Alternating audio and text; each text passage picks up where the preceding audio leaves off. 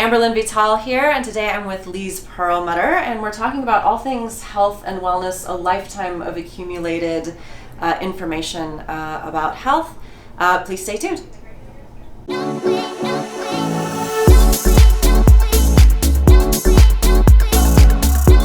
Well, I'll start out. Okay, so what I'm saying is our day starts off that we wake up and we go out in the back patio if we're at home, and we have coffee and we watch the birds, and there's just this incredible moment of sharing and space, and it's peaceful. And we do the same thing. It's just greeting the day. And then we meditate mostly every morning we meditate together. So it really sets the stage for the day and creates spaciousness and really grounds us and connects us, which is really wonderful. And as far as diet, we are really careful with what we eat. We've done this for so many years, so it's just so natural for us. Right. And a lot of really good fat. Coconut oil, tons of olive oil. We get gallons of them. I order them, organic olive oil, and we put olive oil on everything.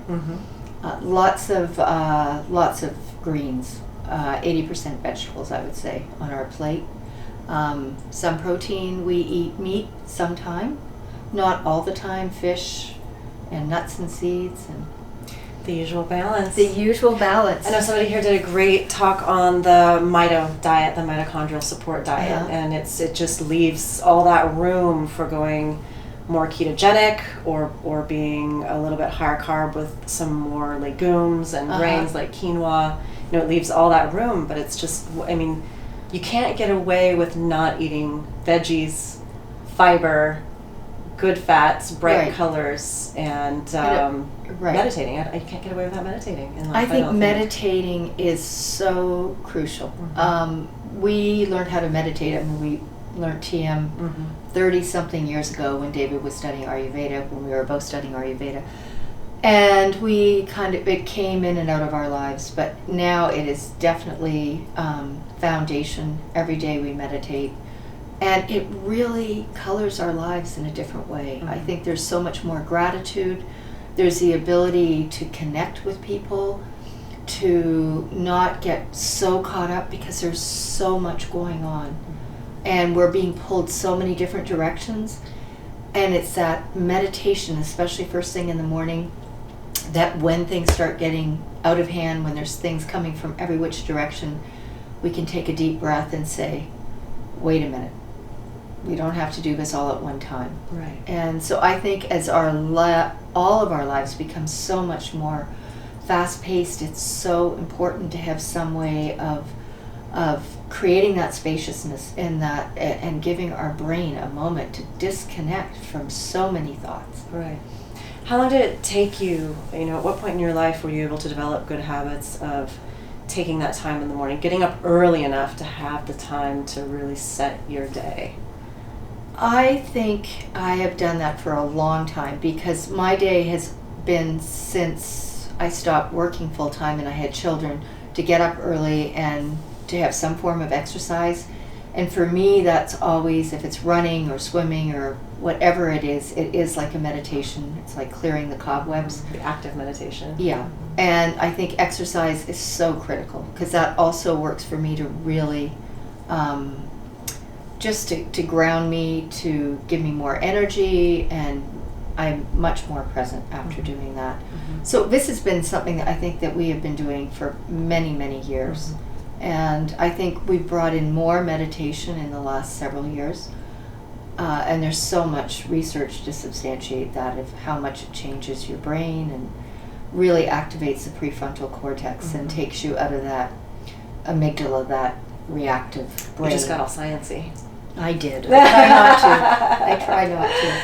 Yeah, I mean, I was just downstairs and they were talking about how CBD can help prevent things from sort of reconsolidating in the amygdala. This whole talk, it is all related, like you said. It's really all related. If you're getting outdoors, like as you said, going out in the park, if you're laughing and getting together with friends, if you're eating the right diet, if you're getting your exercise. And that also, well, two of those things that you mentioned. First of all, nature has always, since I was a child, spending my summers outside and always being kind of a tomboy, for me, I have to have access to nature. Mm-hmm. It makes such a difference.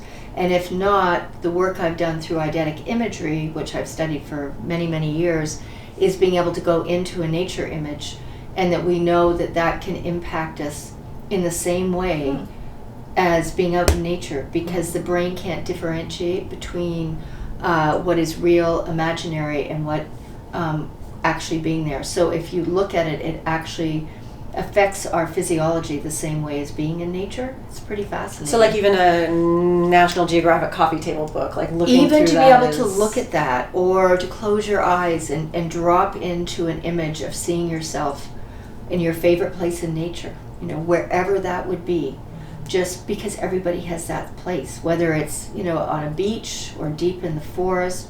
But to be able to go into that place, it impacts our physiology. And these are all things that are so effective when we're working in a city and we don't have that time at lunch. Like if we know that we can just create space in the day to do that, or even in the beginning of our meditation. Mm-hmm. So do you think, this is totally like a little heading off in another direction, but I wonder about, virtual reality goggles or rooms that can help people in workspaces that they just don't have access to that. Makes a lot of sense. Mm-hmm. Because I would imagine that they can study that and see how it impacts our brain and what's happening. And it would be really, I don't know much about that, but I would imagine. I've kind of poo-pooed it because it's like I'd rather eat than supplement. I'd rather be in nature than be in virtual nature, but there are these hacks that can help you. I think I think there's nothing that replaces nature, because we're taking all it in on so many levels: the senses, the smells, the feelings, the impact of walking through the woods. Just that smell is incredible. When we go into an image of that, if we have a place that we remember that can start informing us in that way. And it's not to replace nature, but it's something that can be helpful if we don't have access to it all the time. Right. Yeah.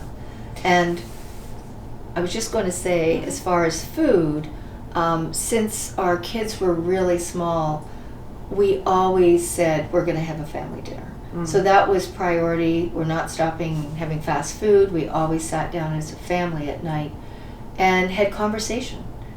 And I think that is also so important. There's so much research showing how it's a moment of connecting. It's not just the food. It's the stopping, and no iPhones, no jumping up.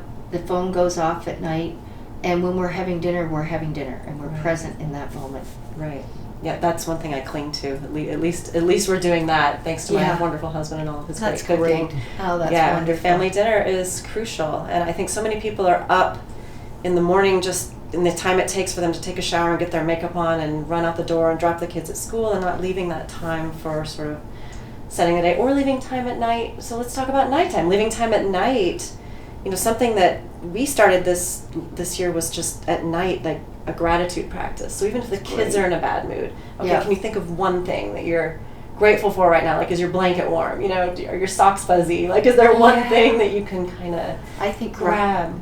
Gratitude is such a wonderful thing to do. And also, even before you get out of bed in the morning, if you can just, before you jump up to do all those things, take 2 or 3 minutes and just lie in bed and think of something you're grateful for.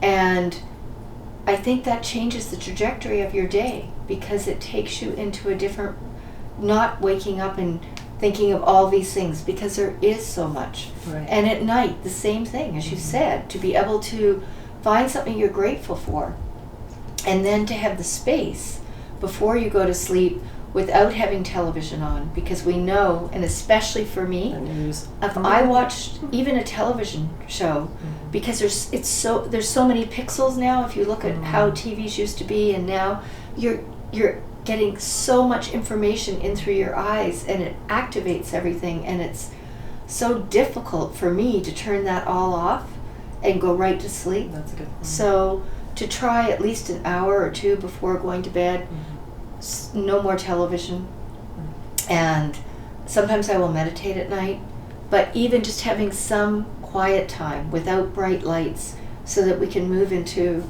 our sleep without being agitated, without having all these thoughts.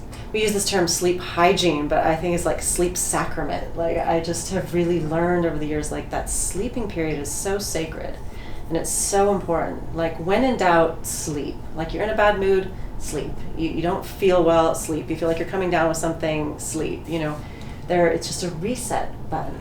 And it's so, now we know that it's so restorative, and that whole idea of the glymphatic system and that shampooing of the brain, of just this cleansing, which we know about, and how important it is, that deep sleep, because that's the place where our body is restoring itself, doing whatever it needs to do, cleaning up, taking care of itself. It's so, so critical.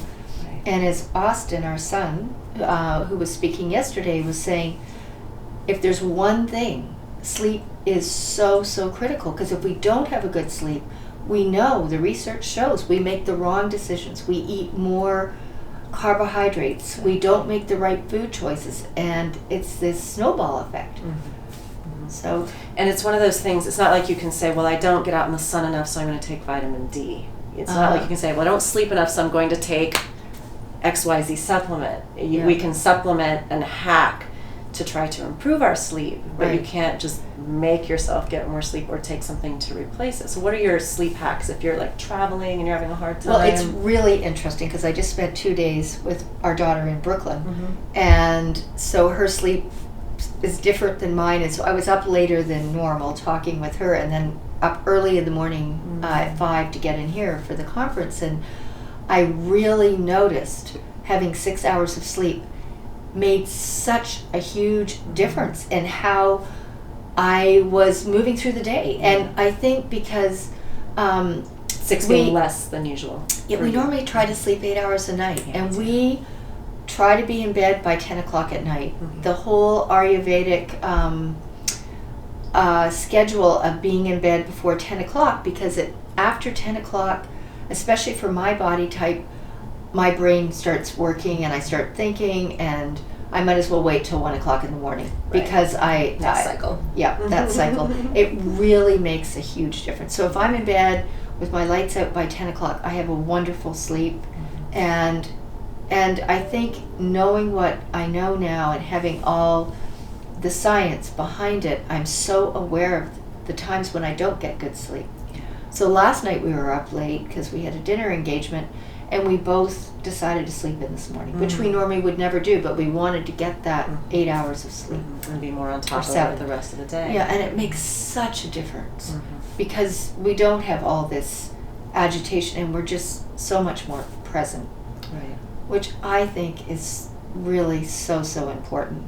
You know, to be able to be, whatever we're doing, to be able to be in the moment and connecting. Because for me, connection is really so, so critical. It's why we're here. Right. You don't want to miss that opportunity because you were too sleepy. And, Yeah. We're in a symposium right now, and there's all these amazing pearls being dropped, and I don't want to doze off or space out and miss something really important that someone might be sharing. I know. Right in the front row. Yeah, right in the front row.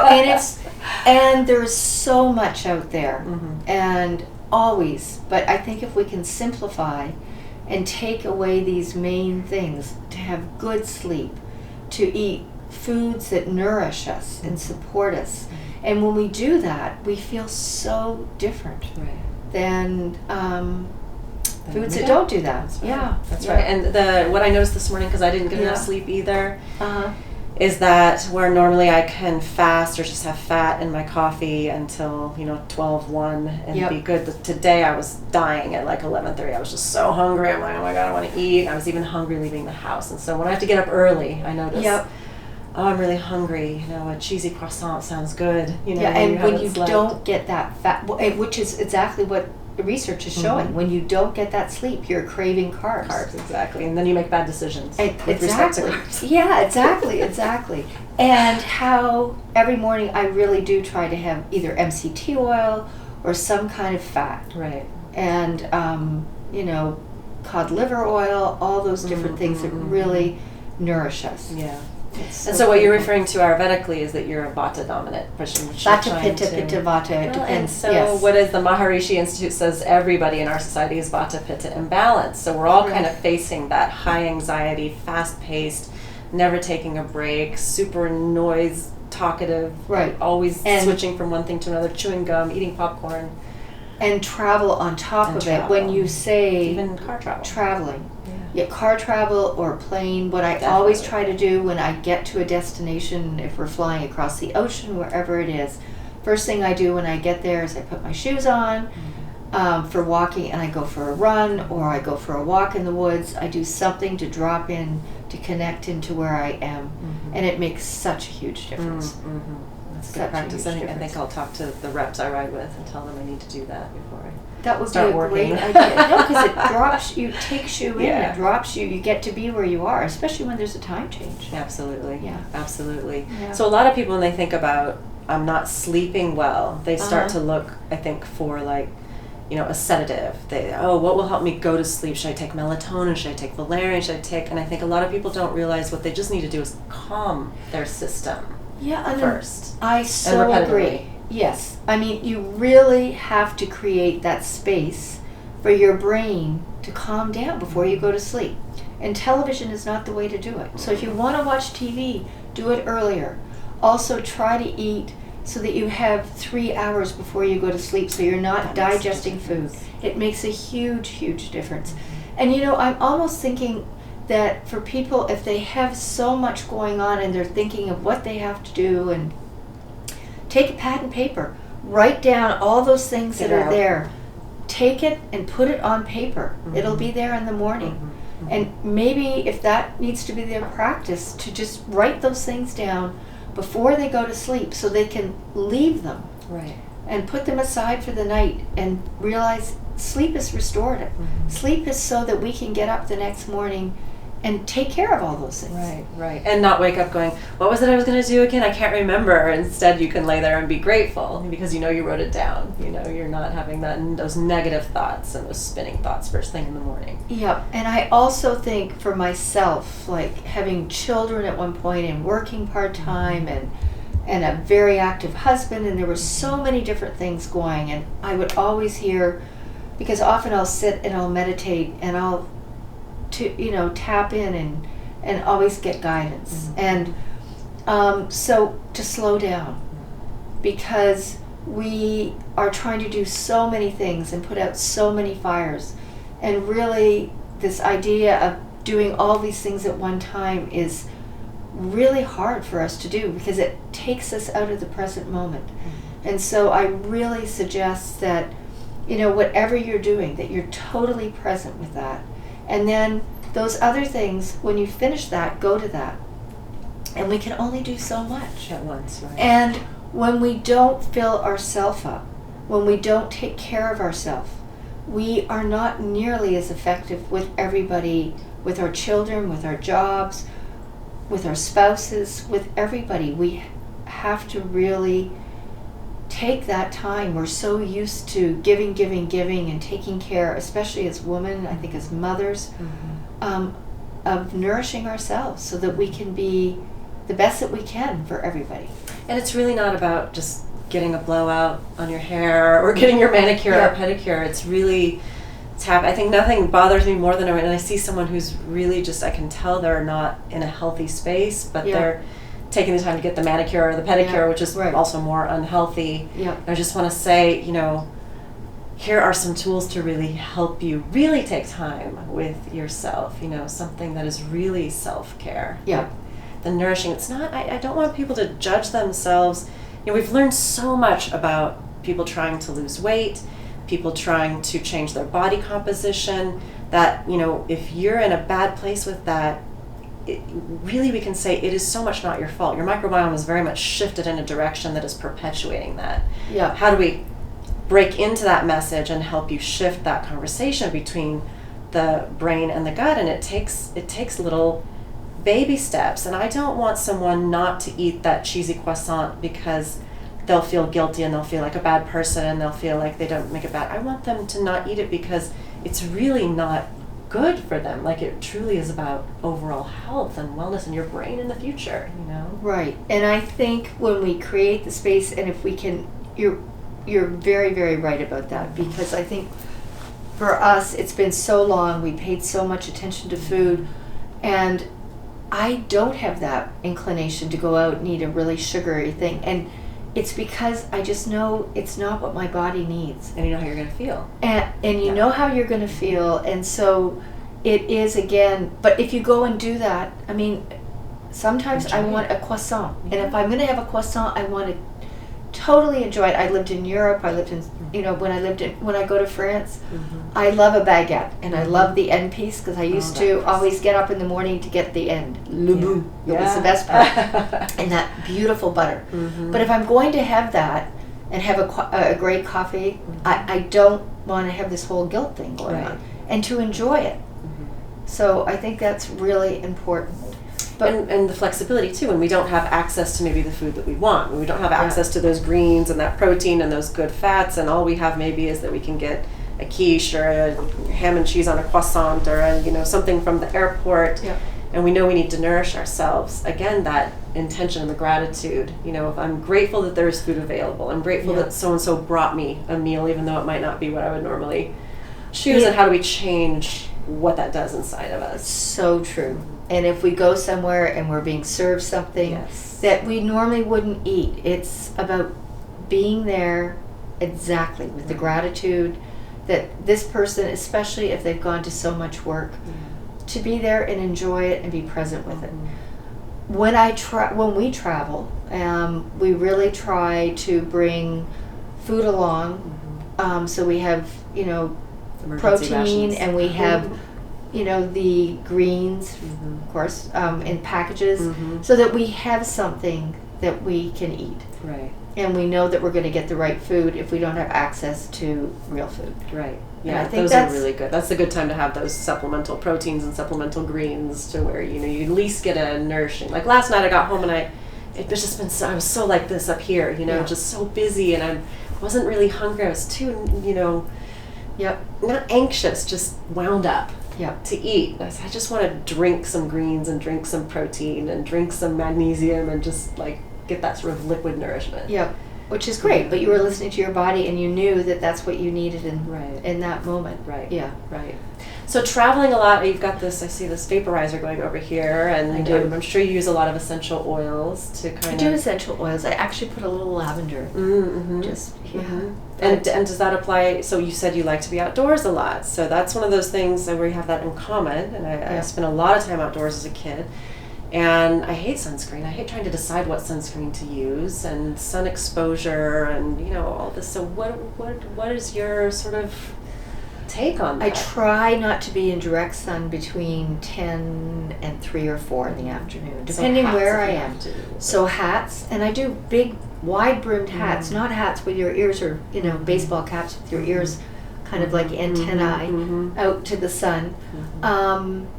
And I try not to use sunscreen if I don't have to. I cover up as much as possible because I don't want to put that on me. But there are some that are better than others. Right. I think we need some sun. I think that sun is energy. It's informing us. I think this whole idea of not having any sun exposure is not great. Doesn't make sense. It doesn't make sense. I think it gives life to so much on the planet. It's just if it's done in the right way. And I love being outdoors, and especially if you're under trees, you're not getting that much sun. You're not getting that much direct sun. Right. Yeah. But being out, so snorkeling or, swimming in the ocean. Or we're going snow skiing. Or snow skiing, you're out all day. So there are times you have to... So, it's really trying to cover up, so in those moments where you have really high sun exposure, that just, glosses and kind of cover up through here. And but I think nature is so restorative. I think it's so important. I think it changes our mindset so quickly. It's so healing. So I am very, very much in favor of people really making sure they get out into nature. For me, it's so critical. I was just reading, I'm reading a book right now, and in this woman's life that she's recounting, she had to have an eye surgery, and then they had her eyes covered for several days. And the doctor who had done this was, in the 1900s in Vienna, said, okay, now we're going to get you out of bed today. And he went to help her. She said, I don't need your help. I've only been in bed a couple days, And he said, okay, fine. Yeah. She tried to stand up, and she was so weakened. And she Yeah. said, I can't understand. I've only been laying in bed 2 days. He said, when you don't have light in your eyes, you actually lose muscle tone and strength. Right. And so they found it in the wars, like in the world wars, when soldiers would be blinded and they would have to have eye patches or something for a time. What they first had to overcome was this weakness in their musculature. That's and fascinating. prisoners and people kept indoors in different situations, or hiding indoors. Or in solitary confinement. Right, or like we think, like Anne Frank being in an attic, Yeah. or all of these situations where people have been sequestered for one reason or another, or blinded and covered. Wow. And you can be blind but still Yeah. get light, but it's when your eyes are covered that light doesn't hit. Because we think about it just like making the vitamin D, right? Right. But it's not just that; it's also hitting the eyes and affecting the Hello? pineal gland and everything. But I want to just ask you a back to question vitamin D. Oh, sorry. about No. the eyes. Yeah.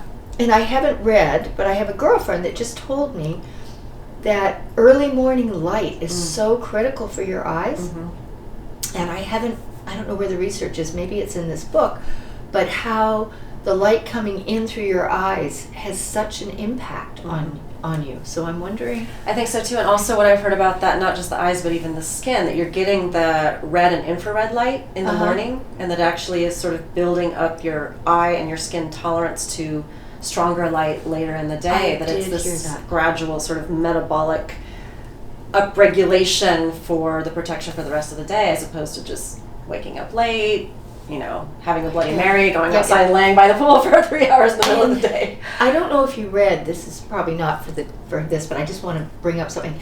Did you read in Radical Remission, that book? There was a story of a Japanese man who was end stage, I think stage 4 cancer, and he was in hospice. And he finally just said, I need to go home. And he went back to his apartment building, and he would get up just before the sunrise and go up on the roof every morning. And there's something about that time of day that's there's some kind of special energy just before the lights, the sun's coming up, but it's an early morning. He completely healed himself. And that's all he did every day. And it was I miss access to that. I gotta get rid of access. I miss that. Yeah. I miss that about having access to nature. Because you're in Brooklyn. Yeah, Brooklyn.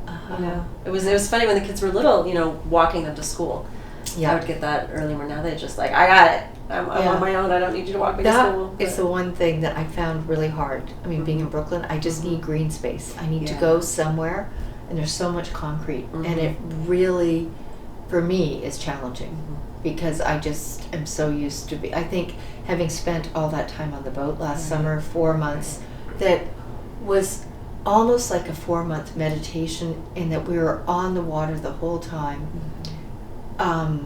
engulfed in nature. And you went up through Alaska. We went all through central British Columbia, up through to southeast Alaska. Right. And it was a really extraordinary experience because not only last summer, but previous summers before that, being on the water for an extended period of time, everything slows down, and you're in this incredible, you're in sync with nature, and you're in sync with life, and everything's so clear. And it was really interesting because we were on the water, and then we had to fly down to Phoenix for a night for some lecture, I forget what it was, and you realize how much ambient light there is. There's music, there was traffic, you have emails, and all of a sudden you're getting hit every which direction, and it was such a change from just the peace of being on the boat. You notice it a lot more when it's that extreme. And also when I flew back to Brooklyn a couple of years ago, I was doing a wedding for someone, and so I came into Brooklyn, and just such a change from being on the water. Yeah, so it really is. And not that everybody can do that, because we were so fortunate to take that time, but even a little time to be in nature. So come back to this eidetic imagery. That I studied for many, many years. So it's looking at early life engrams, how our early life experiences inform us moment to moment, because in the first 7 years of our life, we're like a sponge. So all the things that we're exposed to, mainly through our family, through our parents, we take that all in. But we have no way of being able to differentiate what we want to bring in and not bring in.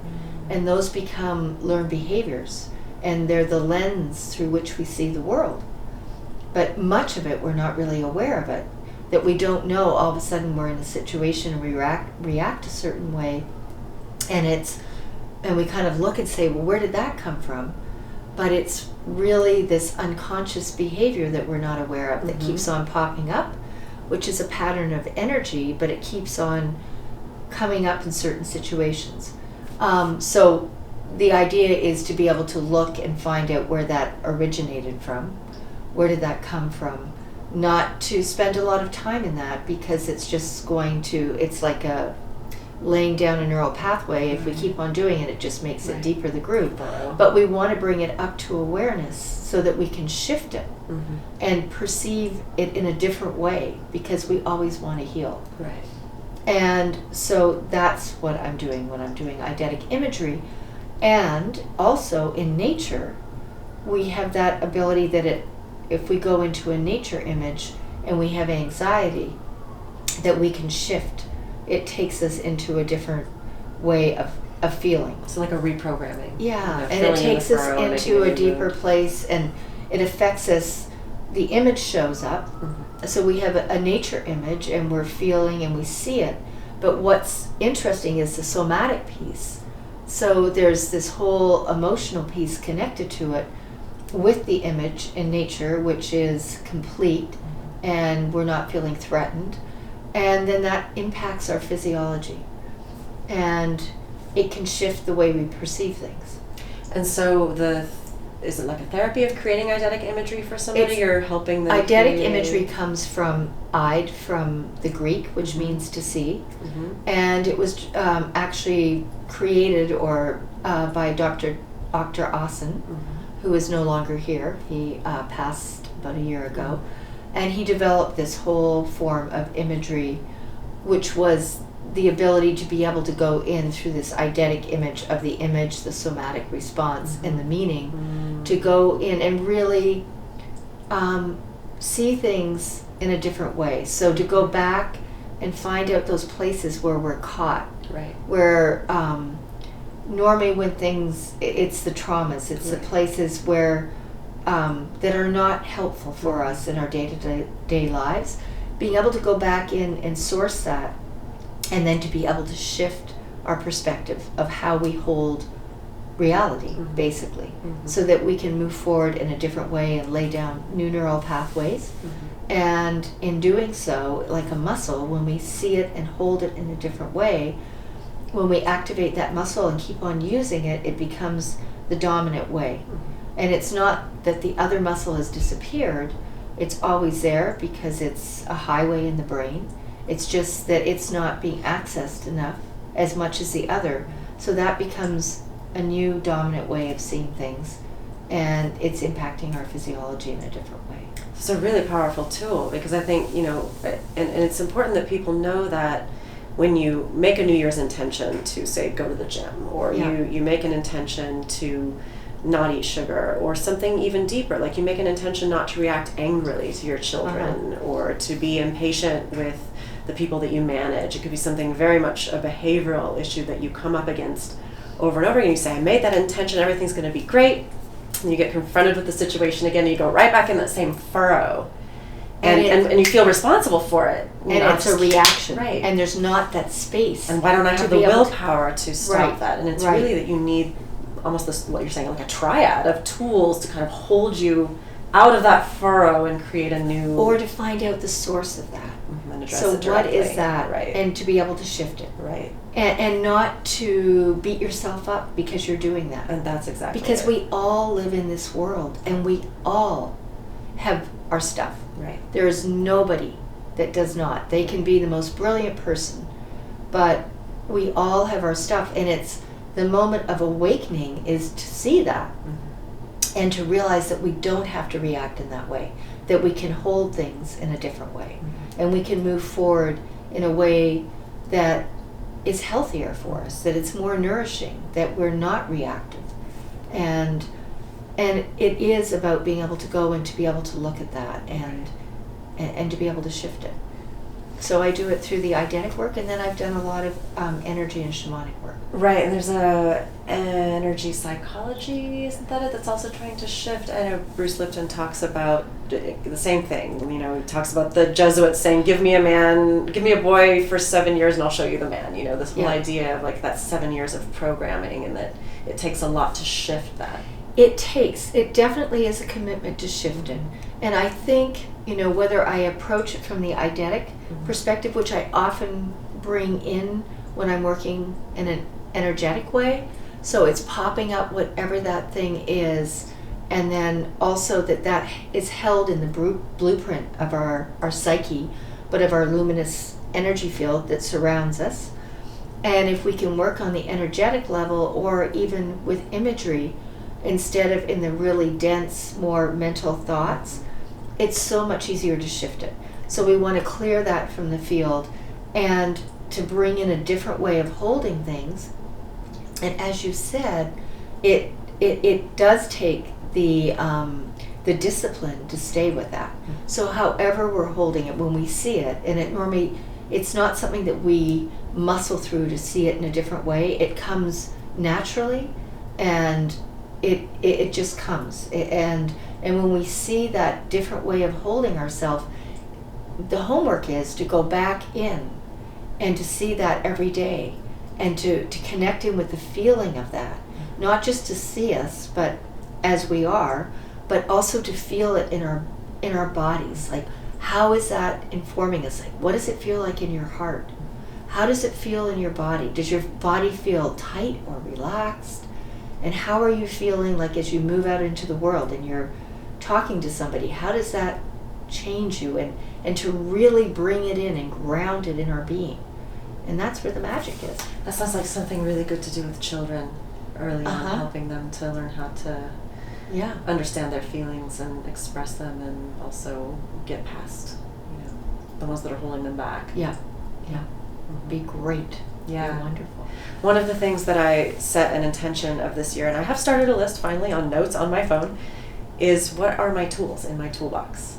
You know, because, you know, I mean, you're a practitioner of energy work, Reiki, and, you know, I have all of my nutrition tools and my Ayurvedic tools, but I forget. You know, we were laughing the other day because I was laying in bed so congested, and I'm just laying there suffering, can't breathe. And my husband said, why don't you get up and do that running in place knee exercise that drains you, that we learned from the yoga teacher? I was like, oh gosh, how do I forget these things, you know? So helping people write down what tools they have, and then of course, you know, helping them find new tools like the Eidetic imagery, and you know, which isn't as easily accessible. You always have to find a therapist. You have to find, and there's so many different things. And when you mention that too, like I, you know, yoga for years, and I also am a Qigong instructor and practitioner in a certain form of Qigong, and that too. I mean, bringing that energy in and moving energy, and there are so many tools, and it's not like there's only one way of doing it, but that's so true. So what do you do when in those moments? When I realize that I mean, it's like it just is so funny that I can be so stuck, you know. And so, am I anxious?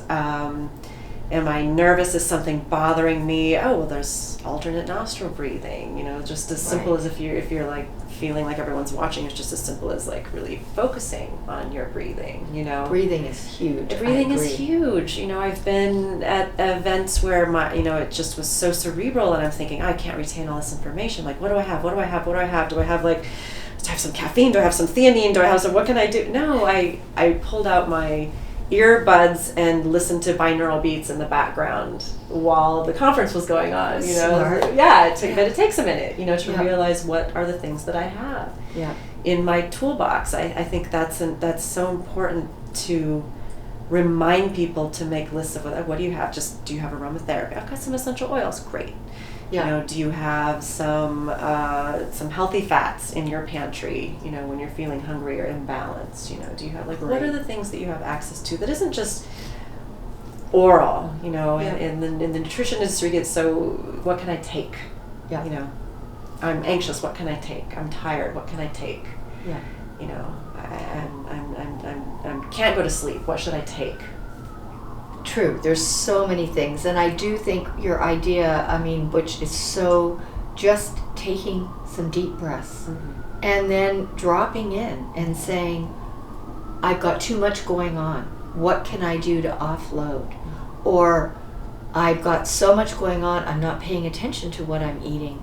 What can I have, like you said, what can I have? Can I take some kind of bar that's nourishing, that's not all sugar? Or can I have something with me so that when I'm in a situation like that, I'm not impulsive and getting something that I know is going to make me feel even worse, you know, and I'm going to crash 2 hours later. So having all those places where we are getting support is so important. And to think about that, I mean, what are those places? What are those triggers? And we all have different triggers.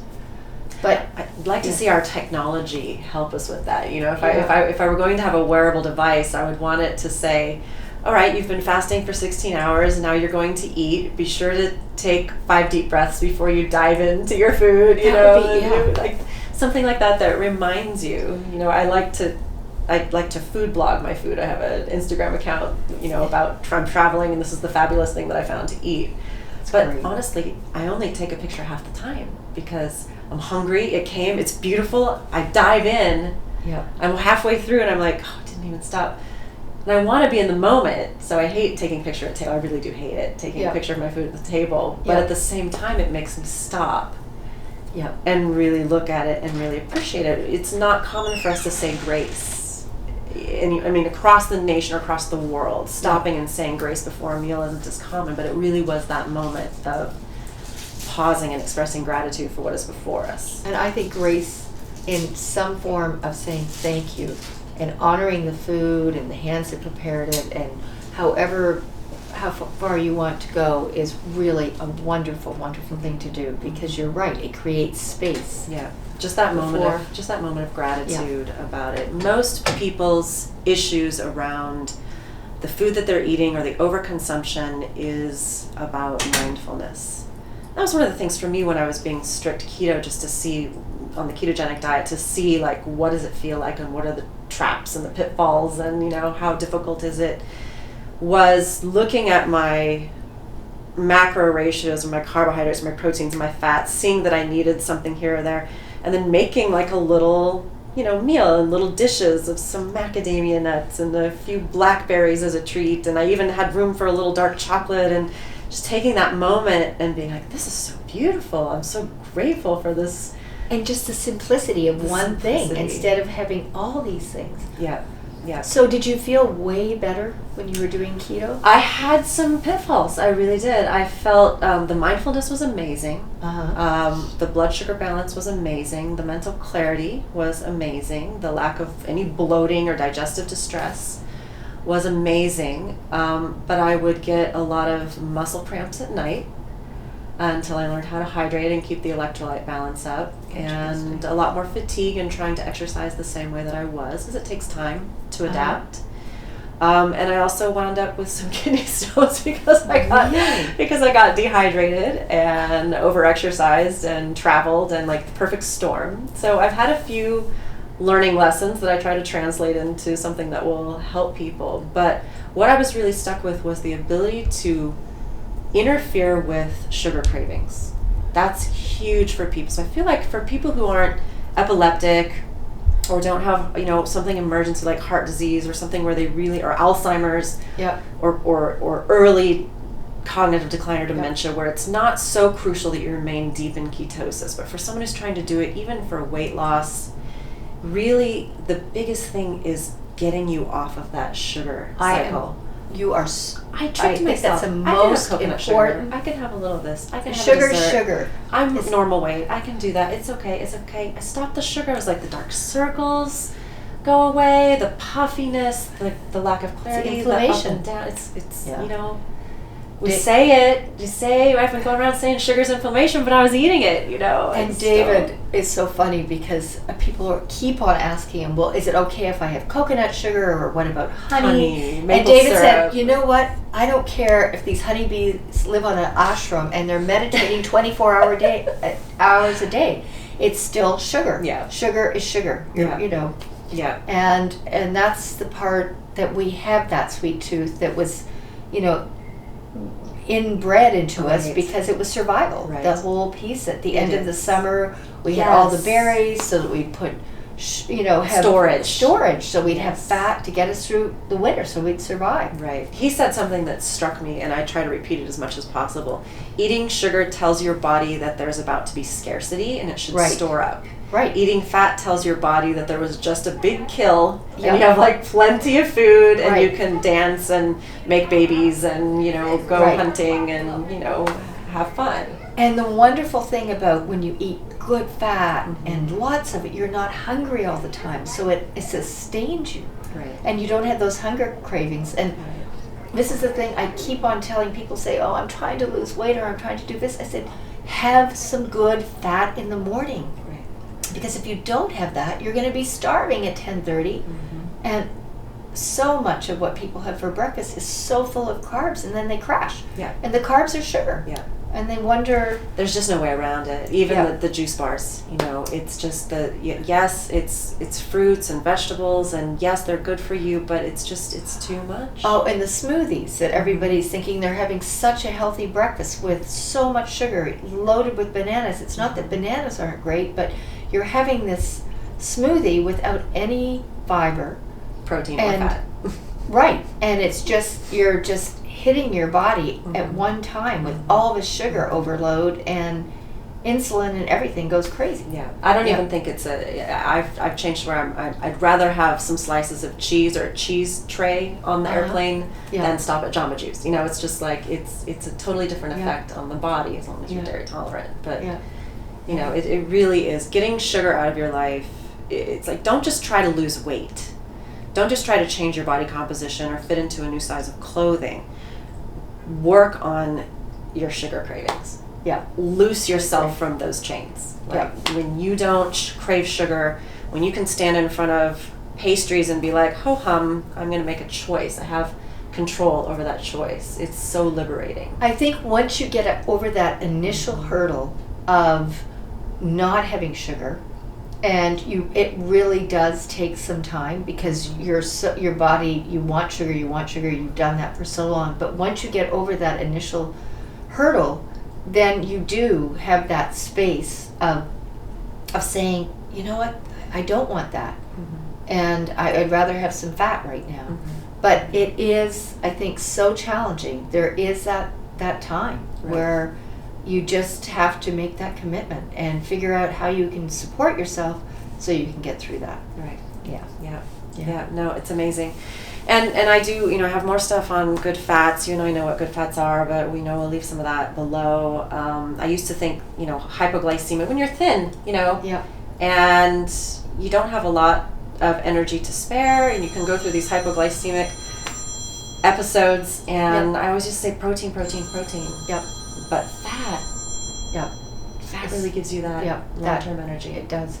You know what I'm thinking? We have to stop for a minute, because I think Jeff Bland is speaking. Leize, thank you so much for joining me today in this interview. I'm going to put your link below. Thank you for being a fellow health warrior, health and wellness practitioner in this field, helping to remind people how to access better health. That is what it's all about. And thank you so much, Amber. This was wonderful having some time with you, and thank you for sharing your wisdom. Maybe we'll do it again. Sounds great. All right. Thank you.